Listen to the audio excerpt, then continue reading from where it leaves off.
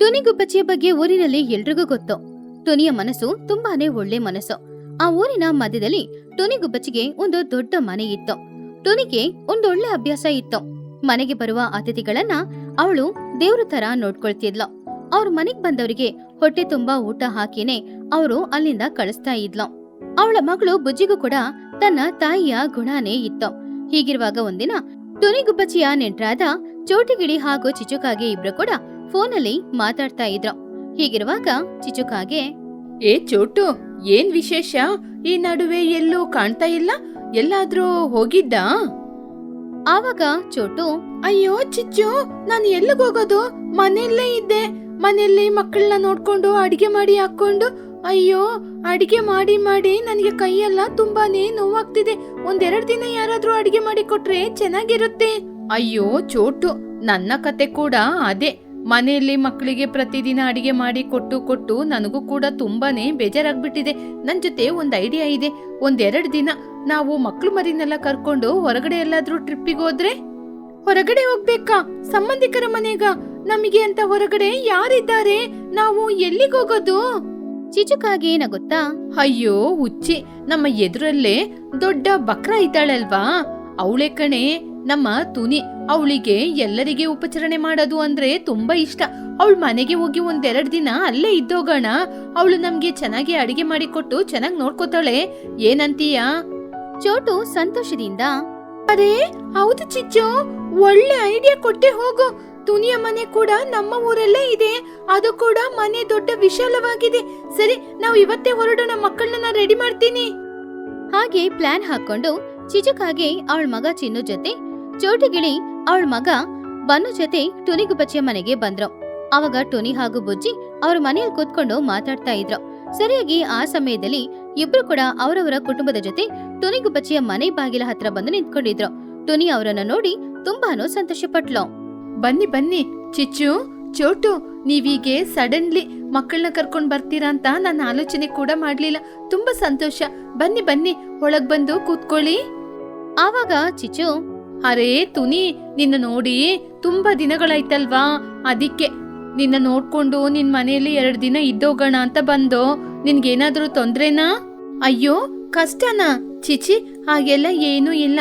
ನೀವೆಲ್ಲರೂ ಬಂದಿದ್ದು ನನ್ಗೆ ತುಂಬಾನೇ ಸಂತೋಷ. ಈ ಮನೆನ ನಿಮ್ಮ ಮನೆ ಅಂತ ಆಲೋಚನೆ ಮಾಡಿ. ಚಿಚ್ಚು, ಆಂಟಿ ಅವರ ಬ್ಯಾಗ್ ಎಲ್ಲ ತಗೊಂಡೋಗಿ ರೂಮ್ ಒಳಗೆ ಇಡಮ್ಮ. ಸರಿ ಅಮ್ಮ.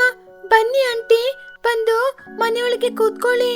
ತುನಿ, ನಾವು ಬೆಳಿಗ್ಗೆಯಿಂದ ಏನು ತಿಂದಿಲ್ಲ. ಪ್ರಯಾಣ ಮಾಡಿ ಬೇರೆ ಬಂದ್ವಾ, ತುಂಬಾ ಟಯರ್ಡ್ ಆಗಿದೆ. ತಿನ್ಲಿಕ್ಕೆ ಏನಾದ್ರೂ ಇದೆಯಾ? ಅಯ್ಯೋ ಚೋಟು, ನೀವೆಲ್ಲರೂ ನನ್ ಮನೆಗ್ ಬರ್ತೀರಾ ಅಂತ ನನಗ್ ಗೊತ್ತಿಲ್ವಲ್ಲ, ಅದಕ್ಕೆ ನಾನು ಅಡಿಗೆ ಏನು ಮಾಡ್ಲಿಲ್ಲ. ಸರಿ, ಪರವಾಗಿಲ್ಲ, ನೀವು ಬಂದಿರೋದು ನಂಗೆ ತುಂಬಾ ಸಂತೋಷ. ನಿಮಗೆ ನನ್ನ ಕೈಯ ಅಡುಗೆಕ್ಕಿಂತ ನಿಮ್ಗೆ ಸ್ಪೆಷಲ್ ಆದ ಅಡಿಗೆ ಮಾಡಿಸ್ತೀನಿ. ಚಿಚುಕಾಗೆ ಸಂತೋಷದಿಂದ, ಫೀಸ್ಟಾ? ಅದೇನು ಸ್ಪೆಷಲ್ ತುನಿ? ನೀವು ಇರಿ. ನಮ್ಮ ಊರಲ್ಲಿ ಮಗಿಯವರು ಹೋಟೆಲ್ನ ಇಟ್ಟಿದ್ದಾರೆ. ಅವರ ಹೋಟೆಲಲ್ಲಿ ನಾನ್ ವೆಜ್ ಎಲ್ಲ ತುಂಬಾನೇ ಸೂಪರ್ ಆಗಿರುತ್ತೆ. ನಿಮ್ಗೋಸ್ಕರ ಒಳ್ಳೆ ನಾನ್ ವೆಜ್ ಫುಡ್ ನ ಆರ್ಡರ್ ಮಾಡ್ತೀನಿ. ಟುನಿ ತಕ್ಷಣ ಅವಳ ಫೋನ್ ಅನ್ನ ತೆಗೆದು ಮಹಿ ಹದ್ದಿಗೆ ಕಾಲ್ ಮಾಡಿದ್ಲು. ಆ ಊರಿನಲ್ಲಿ ಮಹಿ ಹದ್ದಿಗೆ ದೊಡ್ಡ ಹೋಟೆಲ್ ಇತ್ತು. ಆವಾಗ ಟುನಿಗುಬ್ಬಚ್ಚಿ, ಮಗಿಯವ್ರೆ, ನಾನೇ ತುನಿ. ನನ್ ಮನೆಗೆ ಸಂಬಂಧಿಕರು ಬಂದಿದ್ದಾರೆ. ನಿಮ್ಮ ಹೋಟೆಲ್ನಿಂದ ಅವರಿಗೆ ಸ್ಪೆಷಲ್ ಆದ ಆರ್ಡರ್ ಬೇಕು. ಓ ತುನಿ ಅವರಾ? ಹೇಳಿ ತುನಿ ಅವ್ರೆ, ನಿಮಗೆ ಯಾವ ಫುಡ್ ಬೇಕು? ನೀವು ಹೇಳಿದ್ರೆ ಇವಾಗ್ಲೇ ರೆಡಿ ಮಾಡಿ ಮನೆ ಕಳಿಸ್ತೀನಿ. ಮಗಿಯವ್ರೆ, ಒಂದು 10 ಪ್ಲೇಟ್ ಚಿಕನ್ ಬಿರಿಯಾನಿ, ಆಮೇಲೆ 5 ಪ್ಲೇಟ್ ಚಿಕನ್ ಕಬಾಬ್, ಆಮೇಲೆ ಲಾಲಿಪಾಪ್ಸ್, ಆಮೇಲೆ ಮಕ್ಕಳಿಗೋಸ್ಕರ ಕೂಲ್ ಡ್ರಿಂಕ್ಸ್, ಸ್ವೀಟ್ಸ್ ಎಲ್ಲನೂ ಕಳಿಸ್ಬಿಡಿ. ಎಲ್ಲ ಒಳ್ಳೆ ಕ್ವಾಲಿಟಿ ಆಗಿರ್ಬೇಕು. ಮಹಿ ಹದ್ದು ಆಶ್ಚರ್ಯದಿಂದ, 10 ಪ್ಲೇಟು ಚಿಕನ್ ಬಿರಿಯಾನಿಯಾ? ವಾವ್, ತುಂಬಾ ದೊಡ್ಡ ಆರ್ಡರೇ ಕೊಟ್ಟಿದ್ದೀರಾ. ಆದ್ರೆ ತುನಿ, 10 ನಿಮಿಷದಲ್ಲಿ ಎಲ್ಲವನ್ನು ಪಾರ್ಸಲ್ ಮಾಡಿ ಮನೆ ಕಳಿಸ್ತೀನಿ.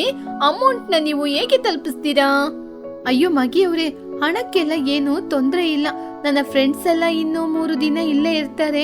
ಅವರು ಇರುವ ತನಕ ನಾನು ನಿಮ್ಮ ಹೋಟೆಲಲ್ಲೇ ಆರ್ಡರ್ ಮಾಡ್ತೀನಿ. ಅವರು ಹೋದ್ಮೇಲೆ 2 ದಿನದಲ್ಲೇ ನಿಮ್ಗೆ ಕೊಡ್ಬೇಕಾದ ಹಣ ಎಲ್ಲ ಕೊಟ್ಬಿಡ್ತೀನಿ. ನನ್ನ ನಿಮ್ಗೆ ಗೊತ್ತು ತಾನೇ? ತುನಿ ಅವ್ರೆ, ನಿಮ್ ಬಗ್ಗೆ ನನಗ್ ಗೊತ್ತಿಲ್ವಾ? ನಾನು ಎಲ್ಲ ಬರ್ದಿಟ್ಕೋತೀನಿ. ನೀವು ನಿಧಾನವಾಗಿಯೇ ಕೊಡಿ ಸಾಕು. ಆರ್ಡರ್ ಮಾಡಿದ ಸ್ವಲ್ಪ ಸಮಯದಲ್ಲೇ ಮನೆಗೆ ಘಮ ಘಮ ವಾಸನೆ ಬರ್ತಾ ಇದ್ದ ಬಿರಿಯಾನಿ ಪಾರ್ಸಲ್ ಬಂತು. ಚೋಟುಗಿಳಿ, ಪನ್ನುಗಿಳಿ, ಚಿಚುಕಾಗೆ, ಚಿನ್ನುಕಾಗೆ ಎಲ್ರು ಕೂತ್ಕೊಂಡು ಆ ಬಿರಿಯಾನಿನ ತಿಂದ್ರು. ಅವರು ತುಂಬಾನೇ ಸಂತೋಷವಾಗಿದ್ರು. ಹಾಗೆ 3 ದಿನ ತನಕ ಅವರು ಬೆಳಿಗ್ಗೆ ಟಿಫನ್ ಆದ್ರೂ ಸರಿ, ಮಧ್ಯಾಹ್ನ ಲಂಚ್ ಆದ್ರೂ ಸರಿ, ಈವ್ನಿಂಗ್ ಸ್ನಾಕ್ಸ್ ಆದ್ರೂ ಸರಿ, ರಾತ್ರಿ ಡಿನ್ನರ್ ಆದ್ರೂ ಸರಿ, 4 ಹೊತ್ತು ಕೂಡ ಮಹಿಹದ್ದಿನ ಹೋಟೆಲ್ ಅಲ್ಲಿ ಆರ್ಡರ್ ಮಾಡಿನ ಊಟ ಮಾಡ್ತಾ ಇದ್ರು. ಹಾಗೆ 3 ದಿನ ತುನಿಗುಬ್ಬಚ್ಚಿಯ ಮನೆಯಲ್ಲಿ ಸಂತೋಷವಾಗಿದ್ದು ಅವರಿಗೆ ಬೇಕಾದೆಲ್ಲ ತಿಂದು ಆಮೇಲೆ ಅಲ್ಲಿಂದ ಅವ್ರವ್ರ ಮನೆಗೆ ವಾಪಸ್ ಹೋದ್ರು. ಒಂದಿನ ಮಧ್ಯಾಹ್ನದ ಸಮಯ ಟುನಿ ಅವಳ ಮನೆಯಲ್ಲಿ ಕೂತ್ಕೊಂಡಿದ್ದಾಗ ಮಹಿಹದ್ದು ಒಂದು ಲೆಕ್ಕದ ಪುಸ್ತಕನ ಎತ್ಕೊಂಡು ಟುನಿಯ ಮನೆಗೆ ಬಂತು. ತುನಿಯವರೇ ನಮಸ್ಕಾರ. ಸಂಬಂಧಿಕರೆಲ್ಲ ಹೋದ್ರು ಅನ್ಸುತ್ತೆ. 3 ದಿನ ನಿಮ್ ಮನೆಯಲ್ಲಿ ಹಬ್ಬದ ವಾತಾವರಣವಾಗಿತ್ತಲ್ವಾ? ಟುನಿ ಸಂತೋಷದಿಂದ ಮಗಿಯವರೇ ಬನ್ನಿ ಬನ್ನಿ ಕೂತ್ಕೊಳ್ಳಿ. ಸಂಬಂಧಿಕರೆಲ್ಲ ನೆನ್ನೆನೆ ಹೋದ್ರು. ಅವರಿಗೆ ನಿಮ್ಮ ಹೋಟೆಲ್ ಊಟ ತುಂಬಾನೇ ಇಷ್ಟ ಆಗಿ ಚೆನ್ನಾಗಿದೆ ಅಂದ್ರು. ತುನಿಯವರೇ, ನಮ್ಮ ಊರಿನವರೆಲ್ಲರೂ ಹೇಳ್ತಾ ಇದ್ರು ನೀವು ಅತಿಥಿ ಗೌರವವನ್ನು ತುಂಬಾ ಚೆನ್ನಾಗಿ ಮಾಡ್ತೀರಾ ಅಂತ. ಸರಿ, ನಿಮ್ಮ ಫ್ರೆಂಡ್ಸ್ ಎಲ್ಲ ಹೊರಟೋದ್ರು ಅಲ್ವಾ? ನಾವಿವಾಗ ನಮ್ಮ ಹೋಟೆಲ್ ಲೆಕ್ಕಾಚಾರವನ್ನು ನೋಡೋಣ. ನಾನ್ ನಿಮ್ಗೆ ಲೆಕ್ಕ ತೋರಿಸ್ಲಿಕ್ಕೋಸ್ಕರ ಪುಸ್ತಕವನ್ನು ತಂದಿದ್ದೀನಿ. ನೀವು ಸಿದ್ಧವಾಗಿದ್ದೀರಾ? ಮಗಿಯವ್ರೆ, ಅಷ್ಟಕ್ಕೆ ನೀವ್ ಯಾಕೆ ಬರಕ್ ಹೋದ್ರಿ? ನಾನೇ ಬರ್ತಾ ಇದ್ದೆ ಅಲ್ವಾ? ಸರಿ, ಎಷ್ಟಾಯ್ತು ಬಿಲ್ಲು?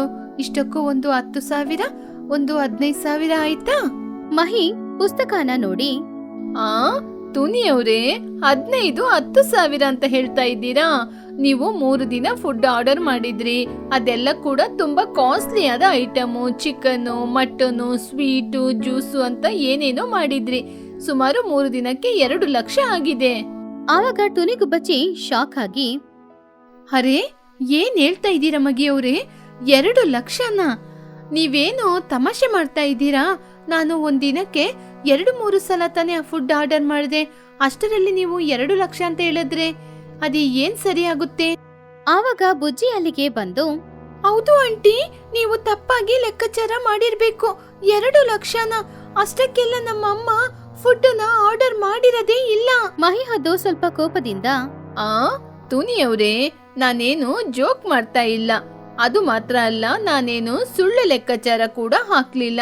ನೀವು 3 ದಿನ 3 ಹೊತ್ತು ಏನೇನ್ ಫುಡ್ ಅನ್ನ ಆರ್ಡರ್ ಮಾಡಿದೀರಾ ಅದರ ಲೆಕ್ಕಾಚಾರವನ್ನೆಲ್ಲ ಸರಿಯಾಗಿ ಬರ್ದಿಟ್ಟಿದ್ದೀನಿ. ಅದು ಮಾತ್ರ ಅಲ್ಲ, ನಿಮ್ ಮಗಳಿಗೆ ಏನೇನ್ ಬೇಕೋ ಅದು ಕೂಡ ಪದೇ ನಾನು ಕಳಿಸ್ಕೊಟ್ಟಿದ್ದೀನಿ. ಪಾಪ ಟುನಿ ಬೇಜಾರಿಂದ, ನನ್ನ ಮಗಳಿಗೆ ನಾನು ಯಾವ ಫುಡ್ ಅನ್ನು ಆರ್ಡರ್ ಮಾಡ್ಲಿಲ್ವೇ?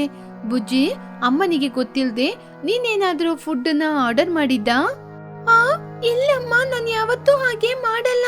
ನಾನು ನಿಮ್ ಜೊತೆನೆ ಮನೆಯಲ್ಲೇ ಇದ್ದೀನಿ ತಾನೆ. ಇರಿ, ನಾನ್ ನಿಮ್ಗೆ ಹೇಳ್ತೀನಿ. ನಾನು ಒಂದು 2-3 ದಿನ ಊರಲ್ಲೇ ಇರ್ಲಿಲ್ಲ. ಈ ಲೆಕ್ಕಾಚಾರವನ್ನೆಲ್ಲ ನನಗೆ ಲೂಸಿನೇ ಹೇಳಿದ್ದು. ನಾನು ಲೂಸಿ ಜೊತೆ ಮಾತಾಡಿ ಇದೆಲ್ಲ ಸರಿಯಾಗಿದೆಯಾ ಅಂತ ಲೆಕ್ಕಾಚಾರ ಮಾಡಿ ಆಮೇಲೆ ನಿಮಗೆ ಹೇಳ್ತೀನಿ. ಇರಿ ಮಗಿ, ಏನ್ ನಡೀತು?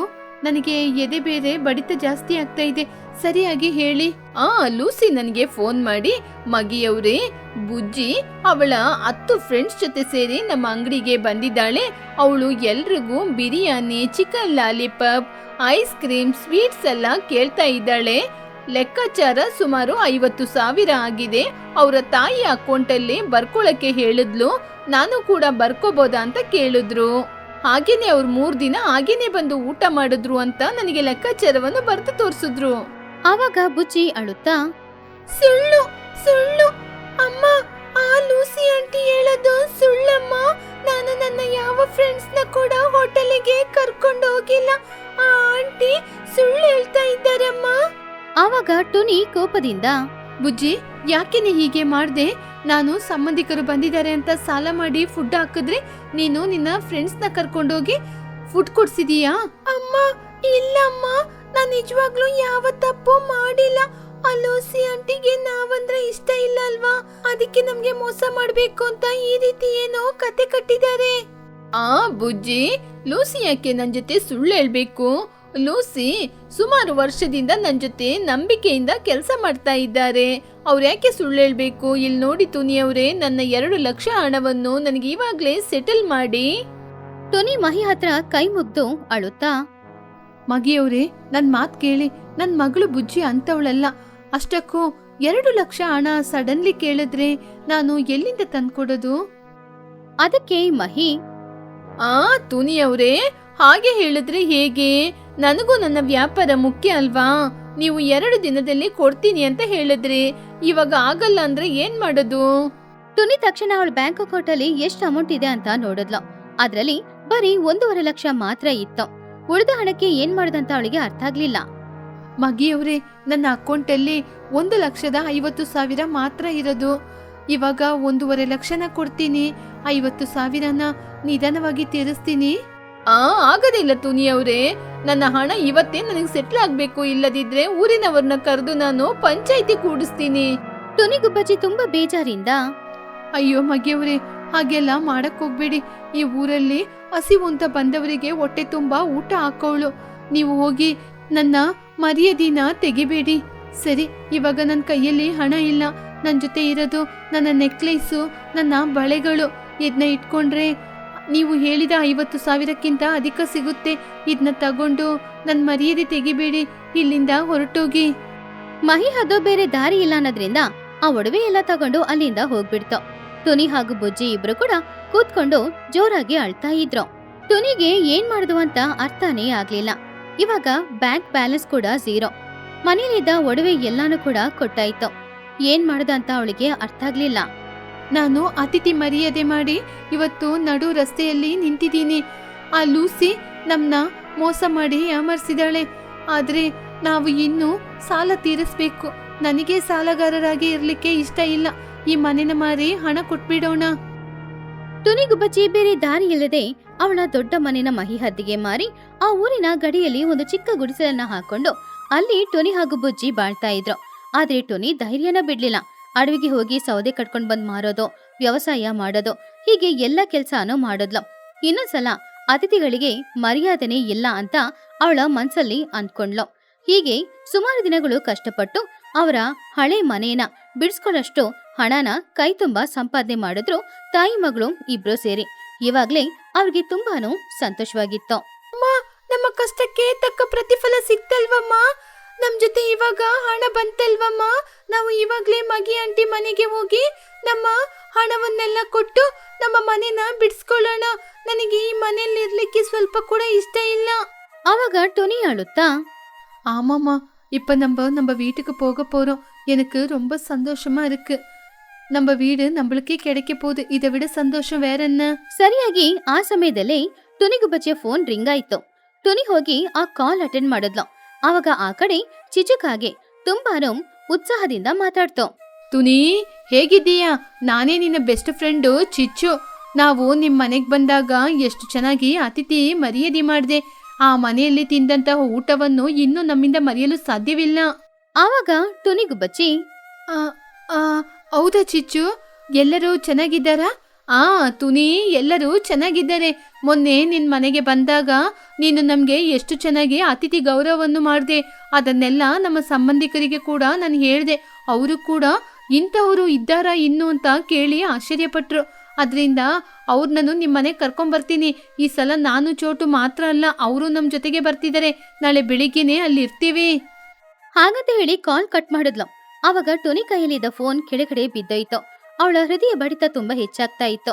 ಟುನಿ ತುಂಬಾನು ಹೆದರ್ತಾ ಇದ್ಲು. ಅಮ್ಮ, ಏನಾಯ್ತು? ಯಾರ ಫೋನು? ಯಾಕೆ ಹಾಗೆ ಶಾಕ್ ಆದ್ರಿ? ಆವಾಗ ಟುನಿ ಹೆದರುತ್ತಾ, ಬುಜ್ಜಿ, ಆ ಚಿಚ್ಚು ಚೋಟು ಅವರು ಮತ್ತೆ ಮನೆಗ್ ಬರ್ತಾರಂತೆ. ಈ ಸಲ ಅವರ ಸಂಬಂಧಿಕರನ್ನ ಕೂಡ ಮನೆಗೆ ಕರ್ಕೊಂಡ್ ಬರ್ತಾರಂತೆ. ಅಯ್ಯೋ ಅಮ್ಮ, ಏನ್ ಹೇಳ್ತಾ ಇದ್ದೀರಾ? ಅವ್ರು ಯಾಕಮ್ಮ ಮತ್ತೆ ನಮ್ಮ ಮನೆಗ್ ಬರ್ತಿದ್ದಾರೆ? ಅವ್ರು ಮಾತ್ರ ಬಂದ್ರೆ ನಮ್ ಕೈಯಲ್ಲಿರುವ ಹಣ ಎಲ್ಲ ಖಾಲಿ ಆಗ್ಬಿಡುತ್ತೆ. ನೀವು ಮತ್ತೆ ಅವರಿಗೆ ಫೋನ್ ಮಾಡಿ ಅವರನ್ನು ಬರದ ಹಾಗೆ ಹೇಗಾದ್ರೂ ತಡಿಲೇಬೇಕು. ಟುನಿಗಂತೂ ಏನ್ ಮಾಡುದು ಅಂತಾನೆ ಅರ್ಥ ಆಗ್ಲಿಲ್ಲ. ಇವಾಗ ಮನೆಗ್ ಬರುವ ಎಲ್ಲರನ್ನ ಬರ್ಬೇಡಿ ಅಂತ ಹೇಳೋದಾ, ಇಲ್ಲ ಮನೆ ಗೌರವಕ್ಕೋಸ್ಕರ ಅತಿಥಿಗಳಿಗೆ ಮರ್ಯಾದೆ ಮಾಡೋದ? ಚಿಚುಕಾಗೆ ಅವಳ ನೆಂಟ್ರು ಎಲ್ಲರನ್ನ ಕರ್ಕೊಂಡು ಟುನಿಯ ಮನೆಗೆ ಬರ್ತಾಳ? ಟುನಿ ಅವ್ರೆಲ್ಲರಿಗೂ ಅತಿಥಿ ಮರ್ಯಾದೆನ ಮಾಡ್ತಾಳ? ಇಲ್ಲ ತುಂಬಾನು ಕಷ್ಟಪಡ್ತಾಳ? ಪಾಪ ಟುನಿ ಪುನಃ ಏನ್ ಮಾಡ್ತಾಳೋ ಅನ್ನೋದನ್ನ ನಾವು ನೆಕ್ಸ್ಟ್ ಎಪಿಸೋಡ್ ಅಲ್ಲಿ ನೋಡೋಣ. ಪಾರ್ಟ್ 2 ತುಂಬಾನೇ ಬೇಗ ಬರುತ್ತೆ. ಸಾಫ್ಟ್ವೇರ್ ಗುಬ್ಬಚ್ಚಿ. ಪಕ್ಷಿಗಳ ಗ್ರಾಮದಲ್ಲಿ ಆ ದಿನ ಏನೋ ಇದ್ದಕ್ಕಿದ್ದಂತೆ ವಾತಾವರಣ ಬದಲಾಗ್ತಾ ಇತ್ತು. ಆವಾಗ್ಲೇ ಒಂದು ಮರದ ಕೆಳಗಡೆ ಕೂತ್ಕೊಂಡು ಬುಜ್ಜಿ ಹಾಗೂ ಬನ್ನಗಿಳಿ ಇಬ್ರು ಸ್ಮಾರ್ಟ್ ಫೋನ್ ಅಲ್ಲಿ ಏನೋ ಸುಮಾರು ಹೊತ್ತಿಂದ ನೋಡ್ತಾ ಇದ್ರು. ಆಮೇಲೆ ಆ ಸ್ಮಾರ್ಟ್ ಫೋನ್ ಸ್ಕ್ರೀನ್ ಅಲ್ಲಿ ಅವರ ಬೆರಳಿಂದ ಏನೋ ಲೆಕ್ಕ ಹಾಕ್ತಾ ಇದ್ರು. ಸರಿಯಾಗಿ ಆ ಸಮಯದಲ್ಲಿ ಬುಜ್ಜಿಯ ತಾಯಿಯಾದ ಟೊನಿಗುಬ್ಬಚ್ಚಿ ಬಿಸಿ ಬಿಸಿ ಅನ್ನ ತಗೊಂಡ್ ಬಂದ್ರು ಬುಜ್ಜಿಗೋಸ್ಕರ. ಆವಾಗ ಟೊನಿ ಬುಜ್ಜಿ ಹತ್ರ, ಏನ್ ಬುಜ್ಜಿ, ಏನ್ ಬನ್ನು, ಬೆಳಿಗ್ಗೆ ಎದ್ದಾಗಿನಿಂದ ಆ ಮಾಯದ ಪೆಟ್ಟಿಗೆಯನ್ನು ಕೈಯಲ್ಲಿ ಇಟ್ಕೊಂಡೇ ಆಟಾಡ್ತಾ ಇದ್ದೀರಾ. ಅಲ್ಲುಜ್ಜಿಲ್ಲ, ಊಟ ಮಾಡಿಲ್ಲ. ಸರಿ, ಈ ಬಾಕ್ಸಲ್ಲಿರೋದನ್ನ ಬಿಸಿ ಬಿಸಿ ತಿನ್ನಿ. ಬುಜ್ಜಿಯ ಸ್ಕ್ರೀನ್ ಅನ್ನ ನೋಡ್ಕೊಂಡೇ ನಗುತ್ತಾ, ಅಮ್ಮ, ಇದು ಮಾಯ ಪೆಟ್ಟಿಗೆ ಅಲ್ಲಮ್ಮ, ಇದನ್ನ ಸ್ಮಾರ್ಟ್ ಫೋನ್ ಅಂತ ಹೇಳ್ತಾರೆ. ನಾನು ಬನ್ನು ಸೇರಿ ಇದರಲ್ಲಿ ಹೊಸ ಪ್ರಪಂಚವನ್ನು ಸೃಷ್ಟಿ ಮಾಡ್ತಾ ಇದ್ದೀವಿ. ನಾನು ಇಂಟರ್ನೆಟ್ ಬುಜ್ಜಿಯಾಗಿದ್ದೀನಿ ಅಮ್ಮ. ಆವಾಗ ಟೊನಿ ಆಶ್ಚರ್ಯದಿಂದ, ಏನು ಸಾಫ್ಟ್ವೇರ್ ಪಕ್ಷಿನಾ?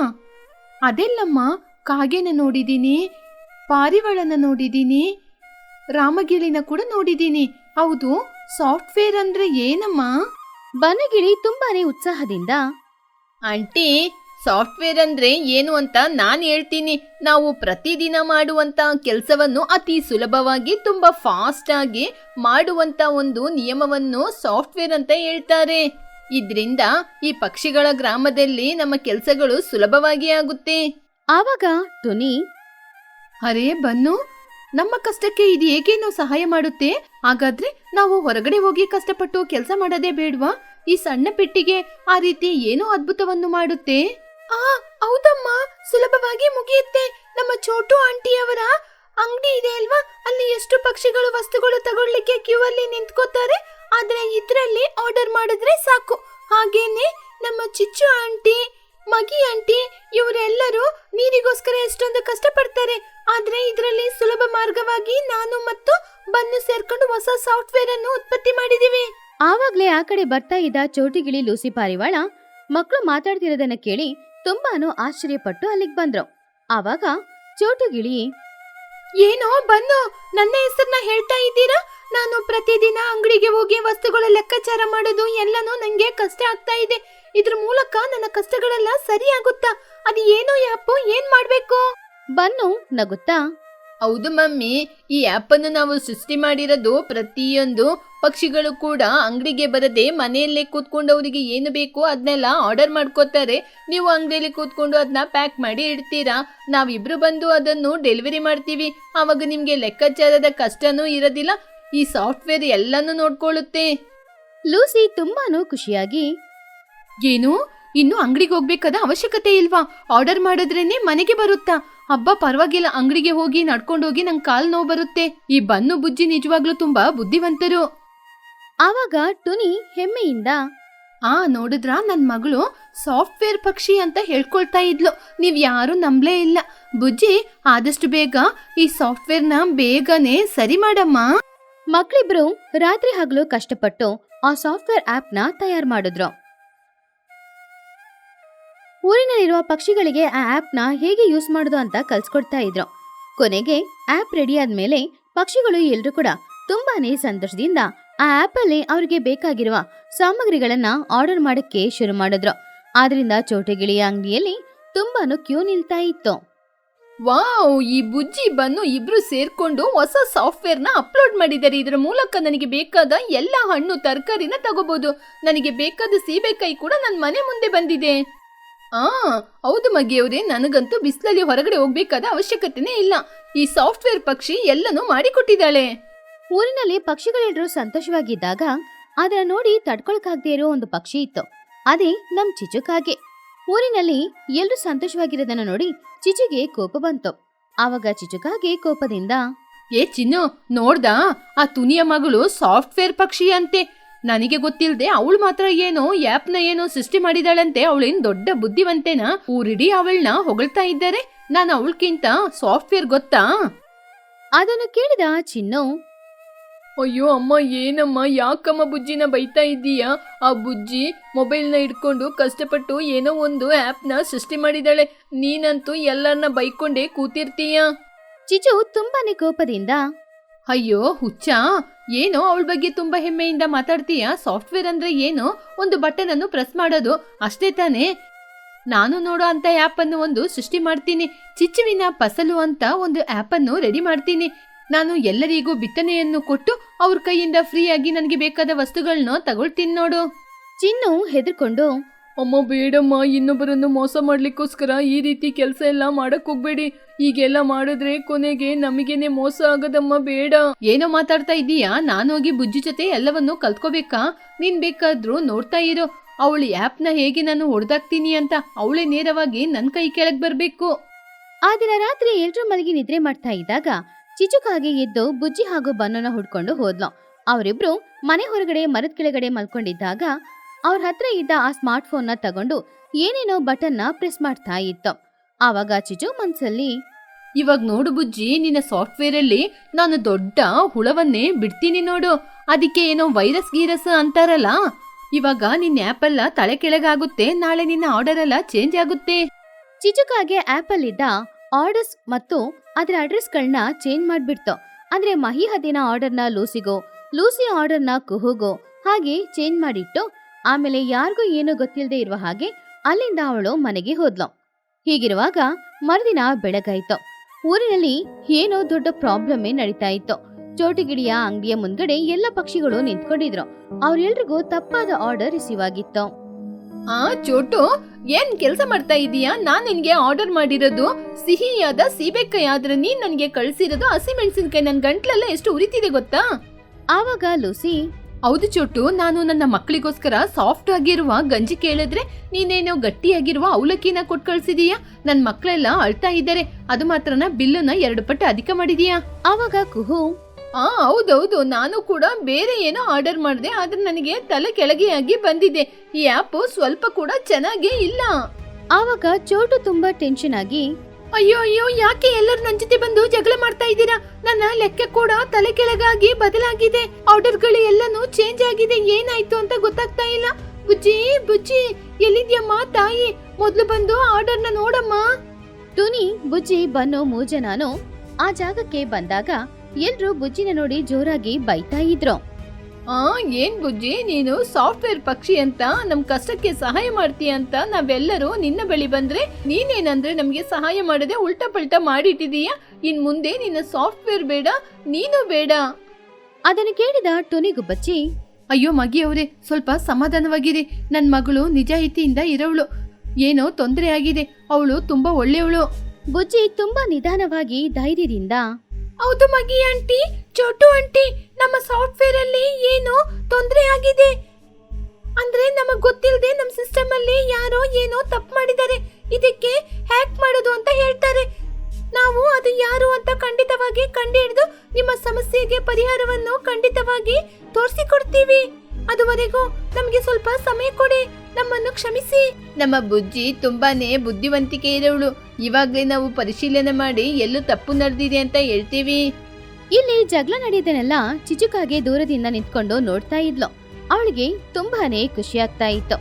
ಅವಳು ಅಲ್ಲಿ ಜಗಳ ನಡೆಯೋದನ್ನ ನೋಡಿ ಸಂತೋಷದಿಂದ ನಗಾಡ್ತಾ ಇದ್ಲು. ನೋಡಿದ್ರಾ ಮಗಿ ಅವರೇ, ಈ ಬುಜ್ಜಿನ ನಂಬಿ ನೀವೆಲ್ಲ ಮೋಸ ಹೋಗಿದ್ದೀರಾ. ಈ ಬುಜ್ಜಿಗೆ ಏನೂ ಗೊತ್ತಿಲ್ಲ. ನೀವು ನನ್ನನ್ನು ನಂಬಿ ನಾ ಹೊಸ ಆ್ಯಪ್ ಅಲ್ಲಿ ಫ್ರೀಯಾಗಿ ಮಾಡಿ ಕೊಡ್ತೀನಿ. ಆವಾಗ ಚಿನ್ನು ಚಿಚು ಹತ್ರ, ಅಯ್ಯೋ ಅಮ್ಮ, ಹಾಗೆಲ್ಲ ಮಾತಾಡ್ಬೇಡ. ನಿನಗೆ ಆ್ಯಪ್ನ ಹೇಗೆ ಸೃಷ್ಟಿ ಮಾಡೋದು ಅಂತಾನೆ ಗೊತ್ತಿಲ್ಲ. ನಾಳೆ ಬೆಳಿಗ್ಗೆ ಎಲ್ಲರೂ ಕೇಳಿದ್ರೆ ಏನ್ ಮಾಡ್ತೀಯ? ಲೇ ಬಾಯ್ ಮುಚ್ಚೋ, ಅದಾದ್ಮೇಲೆ ನಾನ್ ನೋಡ್ಕೋತೀನಿ. ಬುಜ್ಜಿ ಅವಳ ಫೋನನ್ನ ತೆಗೆದು ಕೋಡಿಂಗ್ ನ ಚೆಕ್ ಮಾಡ್ತಾ ಇದ್ಲು. ಹಾಗೆ ಚೆಕ್ ಮಾಡ್ತಾ ಇದ್ದಾಗ ಅವಳ ಸ್ಕ್ರೀನ್ ಅಲ್ಲಿ ಒಂದು ಕಪ್ಪು ಗರಿ ಅಂಟ್ಕೊಂಡಿತ್ತು. ಅದೇ ರೀತಿ ಲಾಸ್ಟ್ ಅಪ್ಡೇಟ್ ಯಾವಾಗ ನಡೆದಿದೆ ಅಂತ ನೋಡಿದಾಗ ಮಧ್ಯರಾತ್ರಿ 1 ಗಂಟೆಗೆ ನಡೆದಿತ್ತು.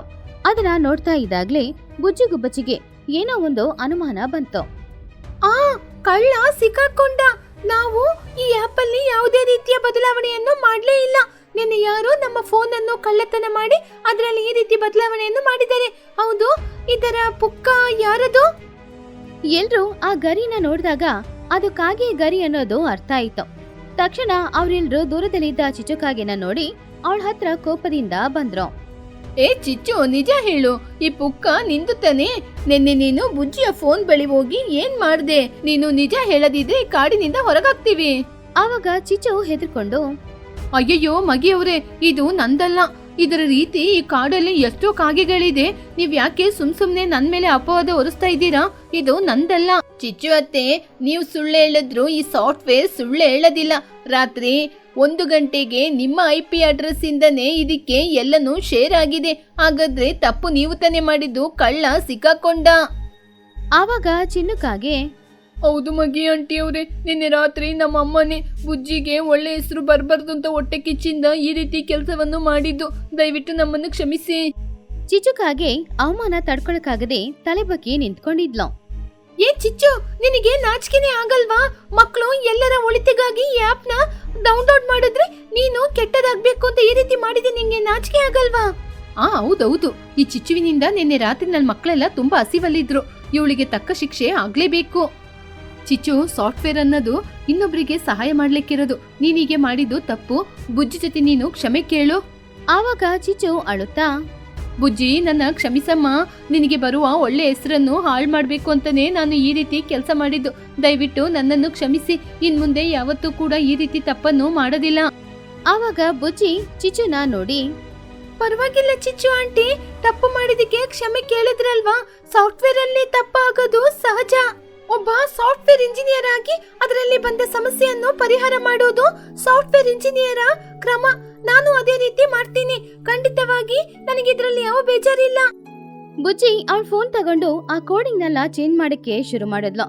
5 ನಿಮಿಷದಲ್ಲಿ ಆ ಪ್ರಾಬ್ಲಮ್ ನ ಅವಳು ಸಾಲ್ವ್ ಮಾಡಿದ್ಲು. ಇವಾಗ ಎಲ್ಲರ ಆರ್ಡರ್ಸ್, ಅಡ್ರೆಸ್ ಎಲ್ಲಾನು ಕರೆಕ್ಟ್ ಆಗಿತ್ತು.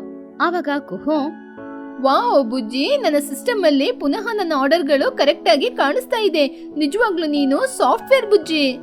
ಬುಜ್ಜಿ, ನಮ್ಮನ್ನು ಕ್ಷಮಿಸು ಬುಜ್ಜಿ. ಇನ್ನೊಬ್ರು ಮಾಡಿದ ತಪ್ಪಿಂದ ನಿನ್ನ ನಾವು ಬೈದ್ಬಿಟ್ಟು ನಮ್ಮನ್ನು ಕ್ಷಮಿಸಿ. ನಮಗೆ ಯಾವಾಗ್ಲೂ ನಿನ್ನ ಗೂಡ್ ಸೇವೆ ಬೇಕು. ಮಕ್ಳೇ, ನಿಮ್ಮಿಂದ ಪುನಃ ನನ್ನ ವ್ಯಾಪಾರ ಆರಂಭವಾಗಿದೆ. ನಿಮಗೆ ನಾನು ಫ್ರೀಯಾಗಿ ಪ್ರತಿದಿನ ಹಣ್ಣುಗಳನ್ನ ಕೊಡ್ತೀನಿ. ಆವಾಗ ಟುನಿಗುಬ್ಬಚ್ಚಿ ತನ್ನ ಮಗಳನ್ನ ನೋಡಿ, ನನ್ನ ಮಗಳು ಕೋಪ ಪಡದೆ ನಿಧಾನವಾಗಿ ಇದ್ದು ಅವಳ ಸಾಫ್ಟ್ವೇರ್ ಪ್ರಾಬ್ಲಮ್ನ ಹೇಗೆ ಚೆನ್ನಾಗಿ ಮಾಡಿದಾಳೆ ನೋಡಿದ್ರ? ನಿಜವಾಗ್ಲೂ ನನ್ನ ಮಗಳು ಸಾಫ್ಟ್ವೇರ್ ಬುಜ್ಜಿನೇ. ಚಿಚುಕಾಗೇನೋ ಅವಳ ತಪ್ಪನ್ನ ತಿಳ್ಕೊಂಡು ಬುಜ್ಜಿ ಹತ್ರ ಸಾಫ್ಟ್ವೇರ್ ನ ಹೇಗ್ ಯೂಸ್ ಮಾಡೋದು ಅಂತ ಕಲ್ತ್ಕೊಂಡ್ಲು. ಇವಾಗ ಚಿನ್ನು ಬುಜ್ಜಿಯ ಟೀಮ್ ಅಲ್ಲಿ ಜಾಯಿನ್ ಮಾಡಿದ್ದ. ಹಾಗೆ ಸಾಫ್ಟ್ವೇರ್ ಗುಬ್ಬಚ್ಚಿಯಾದ ಬುಜ್ಜಿ ಗುಬ್ಬಚ್ಚಿಯಿಂದ ಆ ಊರಿಗೆ ಒಂದು ಒಳ್ಳೇದು ನಡೆದಿತ್ತು. ಪಕ್ಷಿಗಳು ಎಲ್ರೂ ಮನೇಲಿ ಕೂತ್ಕೊಂಡು ಎಲ್ಲಾನು ಆರ್ಡರ್ ಮಾಡ್ತಾ ಇದ್ರು. ಎಲ್ಲಾನು ಸರಿಯಾಗಿ ಅವ್ರ ಕೈಗೆ ಬಂದು ಸಿಗ್ತಾ ಇತ್ತು. ಹಾಗೆ ಊರಿಗೆ ಒಳ್ಳೇದ್ ಮಾಡ್ಬೇಕು ಅಂತ ಒಬ್ರು ಅನ್ಕೊಂಡ್ರೆ ಅದ್ರ ನೋಡಿ ಹೊಟ್ಟೆ ಕಿಚ್ಪಟ್ಟು ಕೆಟ್ಟದ್ ಮಾಡೋದು ಇನ್ನೊಬ್ರು. ಆದ್ರೆ ಏನೇ ಆದ್ರೂ ಕೊನೆಗೆ ಕೆಟ್ಟದು ಖಂಡಿತ ನಿಲ್ಲಲ್ಲ. ಯಾವಾಗ್ಲೂ ಒಳ್ಳೇದೇ ಖಂಡಿತ ನಿಲ್ಲೋದು.